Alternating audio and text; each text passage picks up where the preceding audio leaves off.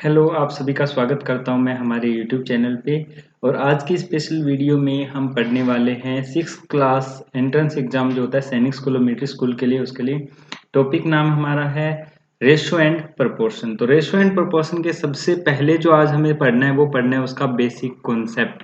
Okay, जिन बच्चों को ratio and proportion के बारे में नहीं पता है कि किस टाइप के क्वेश्चंस आते हैं, रेशो क्या होता है, प्रोपोर्शन क्या होता है, तो वो सब चीजें पढ़ेंगे। उसके बाद हम डिस्कस करेंगे हमारी नेक्स्ट क्लास में वो उसकी ट्रिक और शॉर्टकट, यानी कि क्वेश्चंस को कैसे करना है, उनके लिए ट्रिक क्या हो सकती है, शॉर्टकट क्या हो सकती है, बहुत कम समय में आप कैसे क्वेश्चंस को अटेम्प्ट कर सकते हैं, वो सारी चीजें देखेंगे। ओके, तो बने रहिए हमारे साथ पूरा टॉपिक कवर करने के लिए। और फुल सिलेबस मैं आपको करवा रहा हूँ सैनिक स्कूल और मिलिट्री स्कूल से रिलेटेड। क्लास 6 और 9th क्लास के लिए भी जल्दी क्लासेस स्टार्ट होने वाली हैं।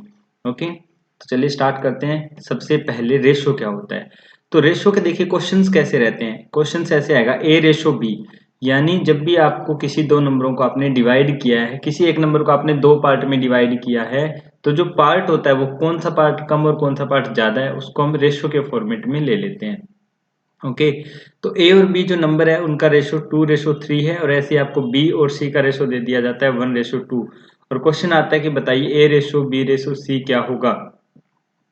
तो इसको देखो कैसे करना है, ट्रिक समझो। इसके लिए क्या है, आपको ऐसे लिखना है ए रेशो बी और बी रेशो सी। क्लियर है, इस फॉर्मेट में आपको लिख लेना है। तो आइए लिख लेते हैं इस क्वेश्चन को। 2:3 हमने लिख लिया, ठीक है, रेशो होता है।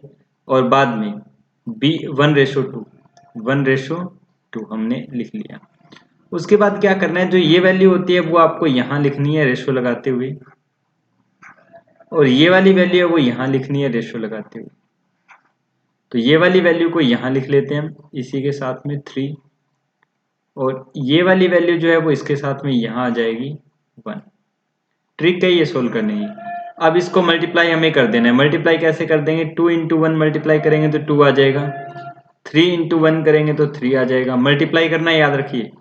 और ये क्या हो जाएगा, 3 × 2 करेंगे तो कितना आ जाएगा, 6 आ जाएगा। ये हमने मल्टीप्लाई कर लिया, हमारे पास आंसर आ गया। अब ये जो आंसर आया वो क्या आया, वो अपने पास आया ए रेशो बी रेशो सी, क्योंकि हमने क्या लिखा था यहाँ पे, ए बी और बी और सी लिखा था। तो अपने पास जो आंसर आएगा वो ए रेशो बी रेशो सी में आता है। तो जो हमारा रिक्वायर्ड आंसर है वो क्या हो गया, 2:3:6। आई होप आपको समझ में आ गया होगा। चलिए एक और एग्जाम्पल अपने पास है, उसे और सोल्व कर लेते हैं और देख लेते हैं कैसे करना है।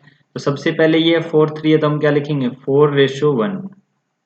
क्लियर है, फिर आप लिखेंगे 3:2, 3:2, साथ साथ आपको करके देखना है। तो अब यहाँ जो खाली स्पेस है वहां पे 1 लिखा जाएगा, इसके जो आगे यानी जिसके पास में है, ओके, वो हम वहां पे लिख देंगे। ठीक है, अब इनको मल्टीप्लाई कर लेंगे। क्या करना है, मल्टीप्लाई करना है। मल्टीप्लाई कर लेंगे तो क्या आ जाएगा, 4 × 3 12 आ जाएगा, 3 आ जाएगा, और ये 2 आ जाएगा।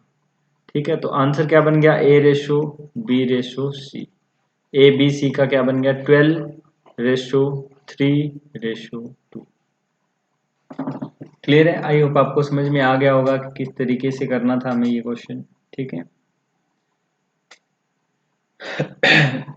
चलिए आगे मूव करते हैं और अगला क्वेश्चन कर लेते हैं। अब क्या करना है, ए रेशो बी आपको दिया है 1:2, बी रेशो सी दिया है 1:2, सी रेशो डी दिया है 1:2। आपको फाइंड आउट करना है ए रेशो बी रेशो सी रेशो डी, यहाँ पे डी भी आएगा, ये फाइंड आउट करना है। तो देखिए क्या करना है, सबसे पहले हम लिखेंगे 1:2, ये लिखा ए बी के लिए। ठीक है, उसके बाद आपको लिखना है बी सी के लिए, यानी कि यहाँ पे आप क्या करेंगे, रेशो लगाएंगे, यहाँ से लिखना शुरू करेंगे 1:2। उसके बाद में फिर यहाँ से लिखना शुरू करेंगे 1:2, क्योंकि तीनों ही 1:2 1:2 दिए हैं। तो अब जो खाली स्पेस है, जैसे इसके आगे खाली स्पेस है, यहाँ पे कौन आ जाएगा, 2 आ जाएगा। इसके आगे खाली स्पेस है तो यहाँ 2, और यहाँ भी कितना 2। जितने खाली स्पेस होंगे वहां पे, इसके आगे खाली स्पेस है तो यहाँ 1 आ जाएगा। इसके आगे दो खाली स्पेस है तो दोनों पे यहाँ पे कौन आ जाएगा, 1 आ जाएगा। इनको अब मल्टीप्लाई हम कर लेंगे। इनको मल्टीप्लाई करने पे यहाँ पे अपने पास आ गया 1 2, 2 2 जा 4 एंड 8। तो ये बन गया A ratio B ratio C ratio D. A/B/C/D। Clear है? 1/2/4/8। तो इस तरीके से आप 3 तक का भी कर सकते हैं। ओके, चलिए अब हमने अब तक जो बात की है वो किसके बारे में बात की है? रेशो के बारे में बात की है, बेसिक कॉन्सेप्ट के बारे में बात की है। आज अब हम बात करने वाले हैं प्रोपोर्शन के बारे में कि प्रोपोर्शन एक्चुअल में क्या होता है। तो प्रोपोर्शन देखिए क्या होता है, जब ऐसे लिखा जाए if A, B, C and D are in proportion, question ऐसे लिखा जाता है। ठीक है, तो इसका मीनिंग क्या होता है? इसका मीनिंग देखिए, प्रोपोर्शन का मीनिंग पहले देखना आपको। प्रोपोर्शन का मतलब होता है इक्वल रेशियो। क्या होता है इसका मीनिंग? Equal ratio. यानी A, B, C, D are in proportion, इसका मतलब होता है A/B, ये डबल डॉट यहाँ पे लगती है, इसी का मतलब रेशियो होता है, प्रोपोर्शन होता है C/D। ये जो डॉट लगती है इसका मतलब क्या होता है? इसी का मतलब क्या होता है? प्रोपोर्शन होता है। इसका मतलब क्या होता है? प्रोपोर्शन होता है। ओके, और जैसे कि मैंने बताया प्रोपोर्शन का मतलब होता है इक्वल रेशियो। तो आप इसको ऐसे लिख सकते हो A/B equal to C/D। Clear है? और साथ ही साथ आप इसे ऐसे लिख सकते हो, देखो जो रेशियो होता है ना, जैसे A/B की हम बात कर रहे थे कि A/B है वो 2/3 है, तो आप इसको ऐसे लिख सकते हो A/B। तो ये ऐसे भी लिखा जा सकता है 2/3। तो हम इसको अपॉन में लिख लेते हैं A/B is equal to C/D। Clear है? रेशियो को अपॉन में लिखा जा सकता है, रेशियो को अपॉन में लिखा जा सकता है। तो जब भी ऐसे लिखा होगा A/B/C/D आर इन प्रोपोर्शन, इसका मतलब होगा A/B is equal to C/D। Okay, अब आगे करते हैं। तो अब देखिए यहां से अगर आप देखेंगे तो जब AD, क्योंकि ये क्रॉस मल्टीप्लाई हो जाता है, क्या हो जाता है? Cross multiply. A और D की मल्टीप्लाई हो जाएगी, B और C की मल्टीप्लाई हो जाएगी। AD is equal to BC, यानी प्रोडक्ट ऑफ एक्सट्रीम, एक्सट्रीम हो गई ये A और D equal to product of means, equal to product of mean. Okay, product of extreme equal to product of mean होता है, तब वो क्या होता है? प्रोपोर्शन में होते हैं। कई बार क्वेश्चन आ जाता है। ओके, तो उस क्वेश्चन, मान लो जैसे ऐसे क्वेश्चन आ जाइए, बताइए कि 2, 3, 4 एंड 6 आर इन प्रोपोर्शन। अगर ये प्रोपोर्शन में है या नहीं, ये चीज आपको चेक करनी है। 2, 3, 4 एंड 6 आर प्रोपोर्शन और नोट, इन प्रोपोर्शन नोट। तो आप कैसे चेक करेंगे? प्रोडक्ट ऑफ एक्सट्रीम, यानी आप इन दोनों की मल्टीप्लाई करके देखेंगे, यानी कि 2 इंटू 6 12 बन गया।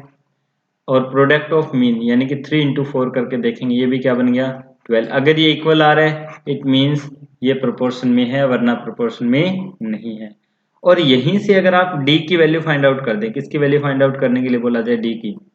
ओके, तो ये आ जाएगा BC/A। और इसे हम बोलते हैं, जो D है, D को क्या बोला जाता है? Fourth proportion, fourth proportion. कई बार क्वेश्चन क्या आता है? फाइंड, क्वेश्चन आता है ऐसे, फाइंड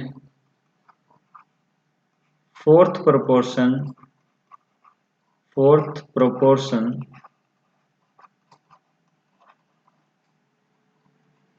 टू द 2, 3 एंड 4, कि 2, 3 एंड 4 का फोर्थ प्रोपोर्शन कैलकुलेट कीजिए। तो हम क्या करेंगे? इसको क्या एज्यूम करेंगे? A, इसको क्या एज्यूम करेंगे? B, इसको क्या एज्यूम करेंगे? C, और क्या निकालना होगा? हमें D। तो D निकालने का फॉर्मूला अभी भी हमने देखा, वो होता है BC/A। तो आप यहाँ से D कैसे कैलकुलेट कर सकते हैं? वो कैलकुलेट कर सकते हैं, B और C को मल्टीप्लाई कीजिए, B और C कितना है? 3 इंटू 4, और डिवाइड बाय क्या कर दीजिए? A कर दीजिए। आंसर आपके पास आ गया, क्या है वो? 6 है। देखिए, तो हमने 2, 3, 4, 6 किया था, तो इसमें 6 अपने पास आंसर आ गया। तो इसे हम क्या कहते हैं? फोर्थ प्रोपोर्शन कहते हैं। तो इस चीजों को थोड़ा सा ध्यान से बच्चों सीख लेना है आपको। कई बार क्वेश्चन पूछ लिया जाता है, फाइंड द फोर्थ प्रोपोर्शन। जैसे मैंने अभी आपको ये वाला क्वेश्चन दिया था, इस टाइप का क्वेश्चन आपसे पूछ लिया जाता है। ठीक है, साथ ही साथ प्रोपोर्शन से रिलेटेड और भी चीजें होती है। ये तो जब आपको 4 एलिमेंट दे रखे हैं, if A, B, C, D are in proportion, तब आपको ये करना है। अगर आपको ये दिया हो, अगर आपको दिया हो if A, B and C are in proportion, and C are in proportion, तब आप क्या करेंगे, उसका क्या मीनिंग हो जाएगा। देखो एक तो 4 एलिमेंट है तब अलग मीनिंग होता है, 2 एलिमेंट होंगे तब अलग, 3 एलिमेंट होंगे तो अलग मीनिंग हो जाएगा। अब अगर हम यहां से देखें तो A/B और प्रोपोर्शन B/C, इसका मीनिंग ये होता है मैथमेटिक्स की लैंग्वेज में, जो मैंने ऊपर लिखा है इंग्लिश में और ये मैथमेटिक्स की लैंग्वेज में लिख दिया। इसे सोल्व करेंगे तो ये हो जाएगा A/B इक्वल टू B/C। अब क्रॉस मल्टीप्लाई करेंगे, इसे क्या करेंगे, इसे क्रॉस मल्टीप्लाई करेंगे तो अपने पास आ जाएगा AC equal to B square, AC equal to क्या आ जाएगा, बी स्क्वेयर। ठीक है, और अगर आप यहाँ से C की वैल्यू फाइंड आउट कर लेते हो, C की वैल्यू आएगी B square by A, C की वैल्यू क्या आएगी, बी स्क्वेयर बाय ए। तो जो C होता है यहाँ पे वो क्या होता है, थर्ड प्रोपोर्शन, क्या होता है, third proportion.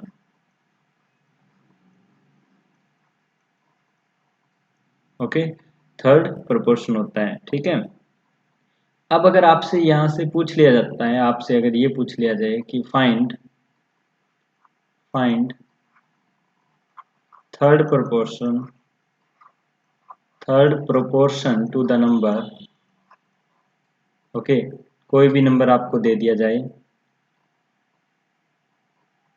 Find third proportion to the, okay, और वहां से आपको ये दे दिया जाए 2 and 8, 2 and 8, तो आप कैसे करेंगे, इसको आप क्या अज्यूम करेंगे, ए, इसको क्या अज्यूम करेंगे, ये हो जाएगा सी, क्योंकि आपको सॉरी इसको ये क्या हो जाएगा, बी, क्या हो जाएगा, ये बी हो जाएगा। और आपको क्या फाइंड आउट करना रहेगा वहां पे, सॉरी 2 and 4 आ जाए, मान लो 2 and 4, तो अब आपको क्या फाइंड आउट करना है, आपको सी फाइंड आउट यहाँ पे करना होगा। तो सी कैसे फाइंड आउट हो जाएगा, तो सी क्या होता है, वो होता है बी स्क्वेयर बाय ए।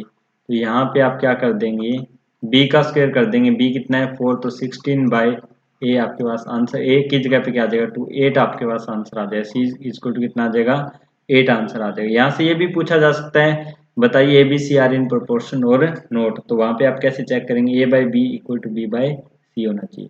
और अगर यहाँ से अगर आप B ये वैल्यू निकाल लेते हैं, B की वैल्यू, तो B की वैल्यू देखिए कैसे निकालेंगे, ये हमने सीखा था यहाँ पे कि B square equal to AC है, और अगर आप यहाँ से B की वैल्यू निकालें यानी B equal to under root AC, तो इसे हम क्या कहते हैं, B की वैल्यू अगर कैलकुलेट करें तो इसे क्या कहते हैं, मीन प्रोपोर्शन कहते हैं, इसे क्या कहते हैं, मीन प्रोपोर्शन। ठीक है, ये हो जाएगा मीन प्रोपोर्शन। ओके, तो आई होप आपको समझ में आ गई होगी ये सारी चीजें कि रेशो क्या होता है, प्रोपोर्शन क्या होता है। अब इससे रिलेटेड क्वेश्चन हम करेंगे हमारी नेक्स्ट वीडियो में। ओके, तो उससे पहले आपको ये सब सारी चीजें याद कर लेनी होगी, तो एक बार थोड़ा सा रिवाइज कर देता हूं मैं। हमने अब तक पढ़ा फोर्थ प्रोपोर्शन, फोर्थ प्रोपोर्शन क्या होता है, फोर्थ प्रोपोर्शन के लिए फॉर्मूला होता है D equal to BC/A। Okay, और थर्ड प्रोपोर्शन हमने पढ़ा है, थर्ड प्रोपोर्शन के लिए फॉर्मूला होता है C equal to B² by A। और मीन प्रोपोर्शन बोलते हैं इसको, मीन प्रोपोर्शन के लिए फॉर्मूला होता है अंडर रूट AC। क्वेश्चंस कैसे आएंगे तो वो हम डिस्कस करेंगे, सेकंड नंबर क्वेश्चन हमने डिस्कस किया था। अब यहाँ से और क्वेश्चन आपसे पूछा जा सकता है कि बताइए इसका, आपसे मीन प्रोपोर्शन भी पूछ लिया जा सकता है कि आप बताओ 2 और 8 का मीन प्रोपोर्शन बताइए कि क्या होगा, तो वो भी हम फाइंड आउट कर सकते हैं अगर हमें फॉर्मूले याद हैं तो। और रेशो से और भी काफी सारे क्वेश्चंस बनते हैं, बहुत क्वेश्चंस हैं, सारे हम करेंगे। ओके, तो नेक्स्ट जो क्लास है, नेक्स्ट वीडियो, वो आप देखना ना भूलें, जिसमें हम इस टॉपिक से रिलेटेड क्वेश्चन करेंगे। ओके, आज के लिए इतना ही, thank you, bye bye, keep learning.